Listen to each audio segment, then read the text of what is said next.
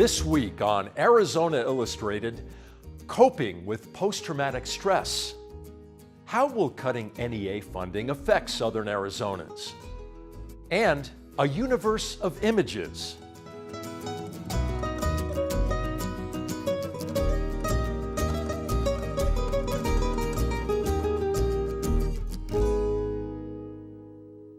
Welcome to Arizona Illustrated. I'm Tom McNamara. When something terrible and traumatizing happens, it can be difficult to feel like yourself again, to stop looking over your shoulder or waiting for the other shoe to drop. For some, that fear won't fade, and it can bring life to a standstill.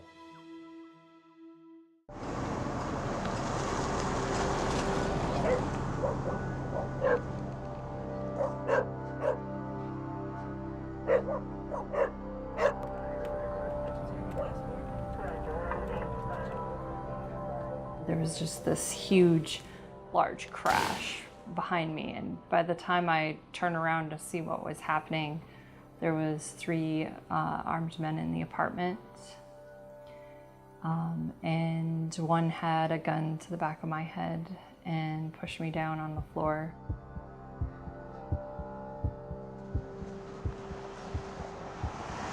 Until that moment, it was a normal September night for Amanda Frey.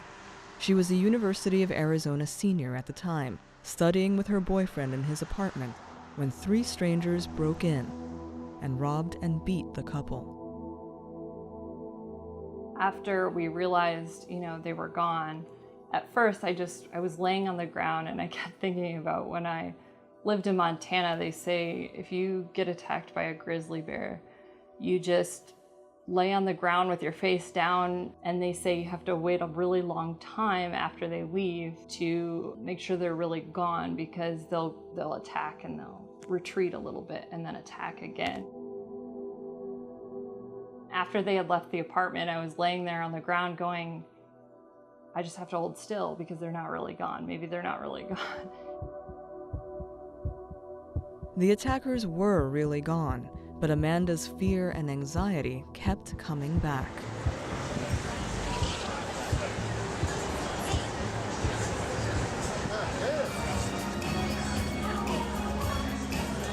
The first time I tried to go out with some friends on like a Friday night, I think it was probably 2 months after I had a couple drinks, was convinced that I had seen one of them in the bar and was just freaking out and crying hysterically in the bar. And I'm not that kind of person. I'm not an emotional person, and definitely not in public. I ended up medically withdrawing from the semester because at that point I was so far behind. Amanda sought help through campus health services and was soon diagnosed with post-traumatic stress disorder, or PTSD. So often when we think about post-traumatic stress disorder, we think about it in the context of military trauma or combat duty, but PTSD can occur for a lot of other reasons as well. It can be anything from a rape to a physical attack, to a car accident. I've had patients with dog bites. And people can get post-traumatic stress disorder from a cancer diagnosis. It's a life-threatening diagnosis. Seeing the death or a serious injury of a close loved one can be a reason as well. For women, one of the most prevalent ways that post-traumatic stress disorder occurs is not in the military or combat duty. It's usually some form of interpersonal violence, whether that's rape or molestation. About 7% of the U.S. population will experience PTSD at some point in their lives. For these millions of Americans, the fight or flight response that helps people survive dangerous or difficult situations doesn't fade. They stay on high alert for months or years after a traumatic event, often beset by flashbacks or nightmares, unable to sleep, and compelled to avoid places or things that remind them of their trauma.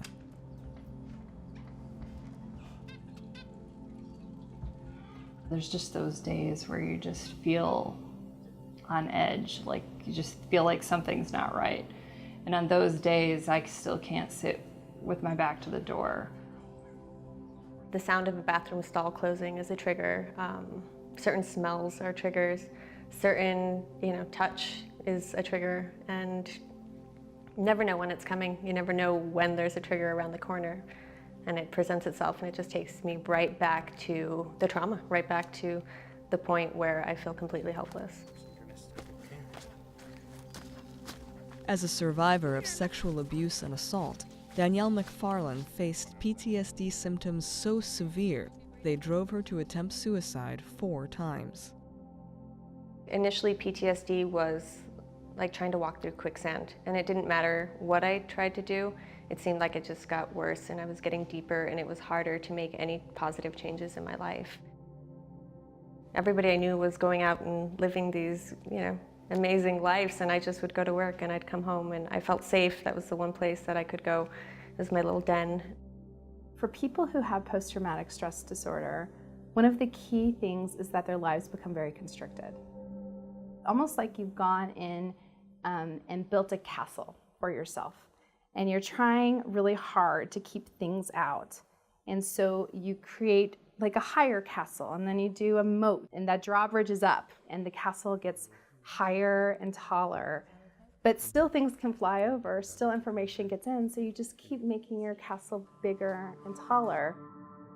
What treatment does is it comes in and it knocks down the walls. Treating PTSD is the same, whether in veterans or civilians. It can involve medication and other tools, but the most effective treatments force sufferers to revisit their trauma over and over again, to seek out the triggers they've been avoiding.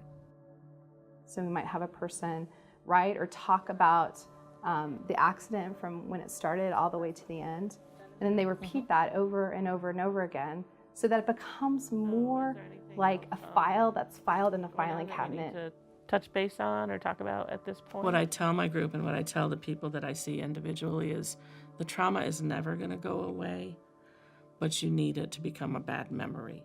Counselor Kim Lindley leads PTSD support groups and has developed an intensive trauma recovery program that's focused on civilians. But programs like hers are rare. A 2015 study in the Harvard Review of Psychiatry found that treatment resources for non-veterans with PTSD are limited and hard to find. It is very hard to know where to turn for this because it was an invisible diagnosis for a very, very long time. Sure, normal time. And the stigma of seeking help adds to the problem.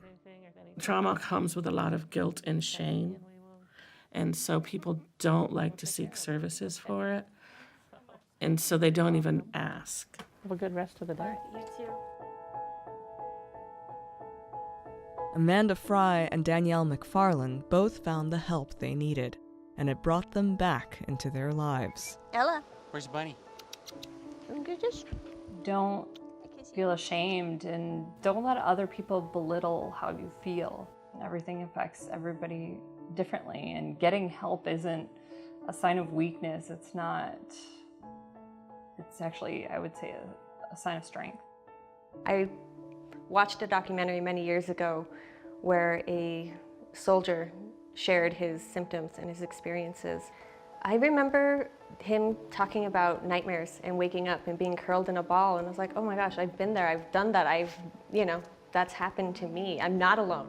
You're not alone. You don't have to deal with this on your own, and just don't give up. The National Endowment for the Arts, or NEA, recently posted the following statement on their website. Is the NEA closed? No, the NEA remains open.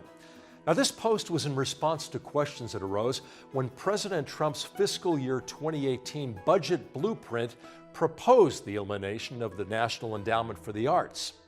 Next, we hope to answer a host of questions that arose, including how would such cuts affect Southern Arizona?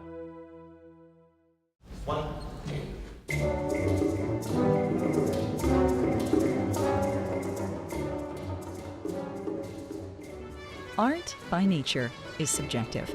It always has been, and it always will be.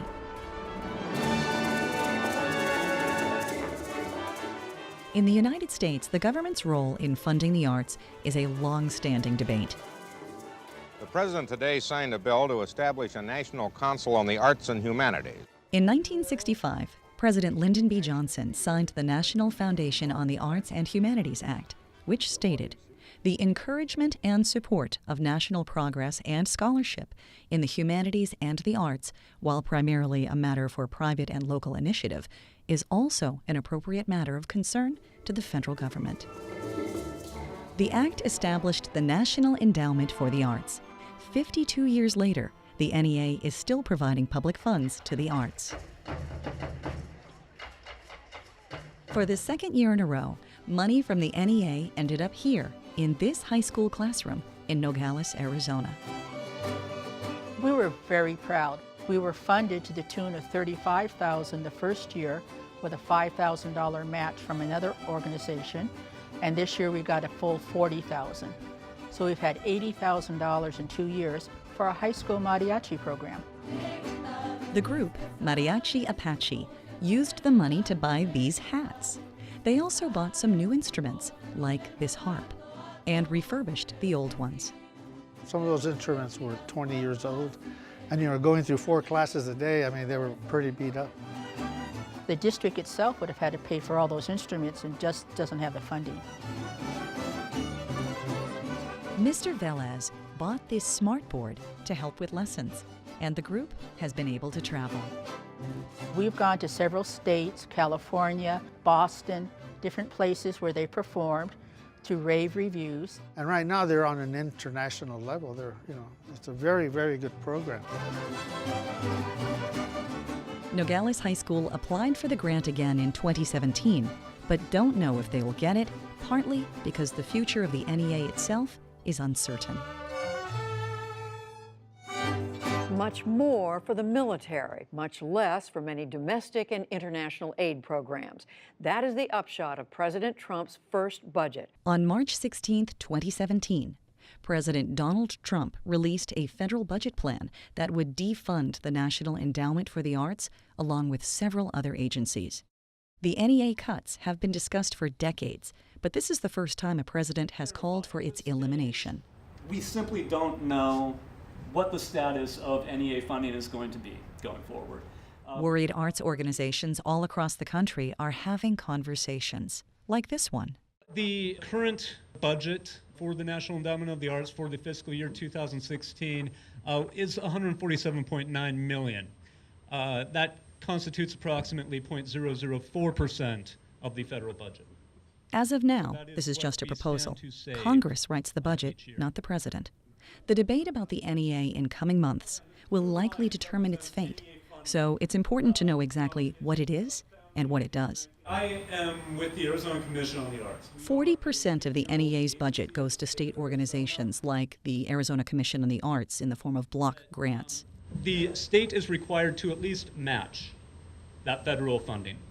That's a huge incentive for states to make an investment in the arts. The endowment claims there was $500 million in matching support on its $147 million budget in 2016, money that could go away if NEA funding is eliminated. Tucson musician Jim Colby received a 2017 Artist Research and Development Grant for $5,000 from the Arizona Commission on the Arts. The project is called Saxorcism. It's a musical project where I am sampling saxophones, me playing saxophones, any sound related to the saxophone, sounds of keys, reeds, and then I'm feeding that all into a computer and sampling myself and then making electronic music based off of that. The grant has mostly gone towards equipment and then also paying myself for my time, I guess, working on it. I'm able to work a part-time job and also spend half my time working on art. In another room in the house, Colby's partner, Wesley Fawcett Cree, is painting. One of the background frames for an animation project called Of Rocks and Bullets, an animated discourse, and it tells the story of a Border Patrol agent shot across through the U.S.-Mexico border wall into the town of Nogales and shot a 16-year-old boy 4 or 5 years ago. She got a $2,500 New Works grant from the Arts Foundation for Tucson and Southern Arizona, which receives some money from the NEA and the Arizona Commission on the Arts. It's not a ton of money, but it's enough money to get a new laptop, which was like crucial for me to be able to run the animation software that I would be using. Her project might not be appreciated by everyone, but she says that's not the point. I like to think that I'm doing or trying to do with my work is kind of creating a visual component of at least my corner of public opinion on this certain issue. Even if it's a project that I don't like, I really feel strongly that the government has an obligation to support artists and to support art. And it's what enriches the culture. While 40% of the NEA budget goes to organizations which re-grant money to artists like Jim and Wesley, the remaining 60% goes directly to individuals and organizations who apply for funding through the NEA. The money is spread out across the country and reaches every congressional district. Since 1998, Arizona has received over $25 million in NEA funding. 167 grants have been awarded directly to Tucson-based organizations, totaling over $4 million. The biggest recipient in that time is the Arizona Theater Company, with over $620,000. Tucson Symphony Orchestra has received $318,000. Borderlands Theater has received $135,000.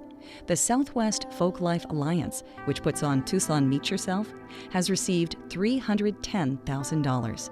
The Loft, The Drawing Studio, Native Seed Search, Many Mouths, One Stomach, which puts on the All Souls Procession, and many more have all received grants from the NEA. None of these organizations depend solely on this money, but it helps. Even for the individual who feels that they don't go to a movie, they don't go to a symphony, they don't engage in any artistic practice, they are profoundly touched by the infrastructure that the arts bring to this community, the economic dollars that come into this community, the vibe, I guess you can say, that makes this community livable. The beauty of art is in the eye of the beholder, and I think that's the problem. The idea of government funding at the levels that it now has risen to concerns some people, and I think it's a legitimate concern. In 1997, the conservative think tank, the Heritage Foundation, produced a report titled 10 Good Reasons to Eliminate Funding for the National Endowment for the Arts, with reasons like, the NEA is welfare for cultural elitists.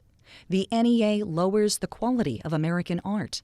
The NEA will continue to fund pornography, referring to the culture wars in the late 80s and early 90s, and the arts will have more than enough support without the NEA. These reasons are still commonly cited by critics of the NEA today. If funding for the arts fell into private hands, you would have a very select few people deciding what is art and culture, deciding whose voice mattered, deciding whose history mattered, whose culture mattered. In the public realm, we have some guarantee that communities of color, low-income communities, marginalized communities have a voice. 2008, 9, and 10, they actually flew me to Washington and I actually approved grants. I saw the grants coming in, they're for Harlem and they're for the Ozarks and the mountains and Arkansas, Alabama, and the Midwest use the National Endowment of the Arts. And they're not Republicans or Democrats, they're artists. And I think they might have trouble voting against it. As is true with many political issues, there is a difference between talk in Washington and realities in congressional districts. Republican U.S. Senators John McCain and Jeff Flake and U.S. Representative Martha McSally have not yet stated their positions on the potential cuts. I think conservatives feel that there are better ways to spend public dollars. The chairman of the Pima County GOP has his own take. I think it's at an appropriate level. That's a personal take on it, and I think the funding for the arts, at least in Pima County, isn't at the top of our list of concerns. Eliminating the National Endowment for the Arts would save less than 50 cents per American per year. Supporters say it's not worth it. Just having access to all of these organizations that are thriving because of this funding and getting to collaborate with them have completely shaped me. I know that in the long run, it's a cost saver. It costs a heck of a lot more to keep a kid in jail for 1 year than to fund the entire mariachi program. It did bring my grades up a lot, considering that you have to be eligible in order to go and perform at certain places.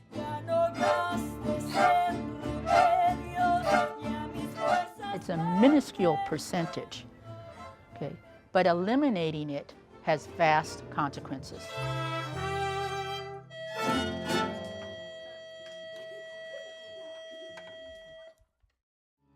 For most landscape photographers, sunset marks the end of the shoot. No light, no photograph, right? Well, for professional astrophotographer Adam Block, it's just the light he's looking for. Adam Block was 7 years old when he received a very special present for his birthday. The gift, a toy telescope, would have a profound impact on his life. The thing that I find most interesting, right, is that not always do childhood interests continue into adult life, but for me it did. This brightly colored reflecting telescope came next. It's called an Astroscan, and then Block was ready to advance.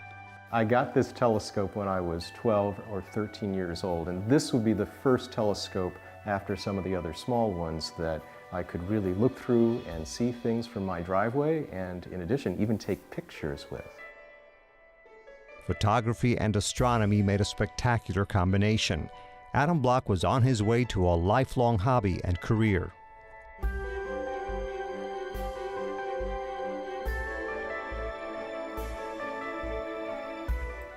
Over the years, after graduating from the University of Arizona in astronomy and physics and being employed at the U of A, Block has also become a world-renowned astrophotographer. One of the fun things that I enjoy doing is to, when I visit a place, maybe even another country, is to walk into a bookstore and just see if I can find an image published in a book. To date, I've been able to do it. The pictures really have been published all over the world. They are also finding destinations much closer to home. The infinity, the magnitude of what goes on in the stars, in the heavens, is just wonderful. When Randy and Abby Green moved into their new house near Tucson, they had an office custom designed for them. The room has space for one major work of art, and after considering various options, they chose a photograph from Adam Block. Well, we come from New York, just outside New York City, and you don't see as many stars. And when we moved here, we just couldn't believe what the sky looked like. We can see the Milky Way at night on a clear night, and we just thought it would be a beautiful thing to bring that into our house in our new home. We love it. It just, every time I look at it, I'm just excited, both as a work of art and as something which kind of gives us a sense of the wonders of the skies. This particular image is a really kind of subtle but beautiful example of a combination of nebulas. There's both a reflection component of this nebulosity, where the star is scattering bluish light, as well as some clouds of hydrogen gas near some of these other stars that are glowing that kind of pink-red glow.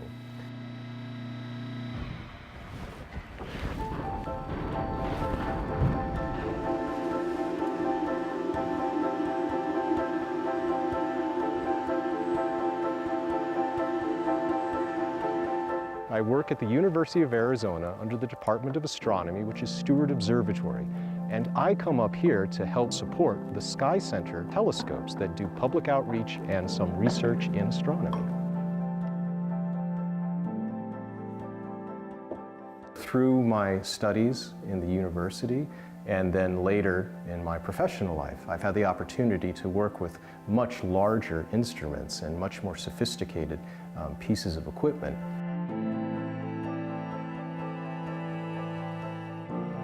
But if we were to put on this picture, kind of like the "You Are Here" on the galactic map, In 2007, after working at Kitt Peak National Observatory west of Tucson, Block approached the University of Arizona and established the Mount Lemmon Sky Center stargazing program.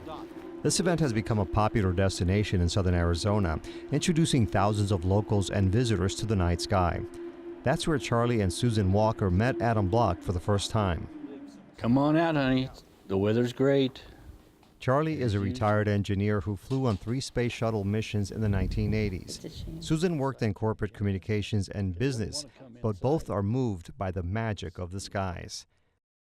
Adam's photography to me is quintessential scientific art. I think the night skies are absolutely a magnificent invitation to the future. And they are so compelling. The more you look, the more you see. The more you see, the more you want to see.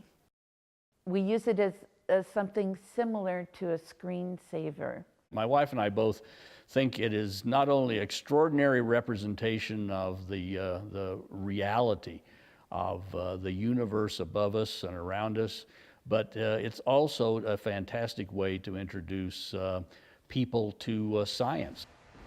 Block says he's thrilled to be doing that. What began as a childhood interest has flourished with modern equipment and scientific curiosity. On the box of this telescope that I received on my 7th birthday, there's even a tagline that says, "A hobby today, a profession tomorrow." So I lived up to the tagline on the box, and sure enough, it's been my work in life ever since. The thing that inspired me to take the pictures is that one of my missions is to do public outreach and share my excitement about astronomy. In doing public presentations, I can only do that for as far as my voice will carry, but pictures, they have much greater reach because once published, they can be seen by people around the world. So for me, it was an obvious vehicle to really share my excitement about astronomy and the universe and communicate all of these wonderful things through astrophotography.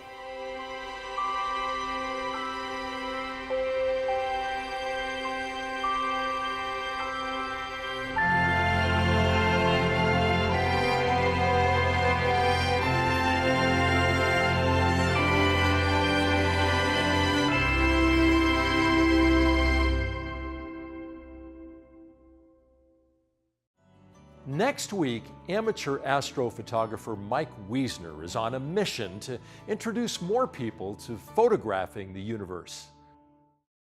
Thank you for joining us here on Arizona Illustrated. I'm Tom McNamara. See you next week.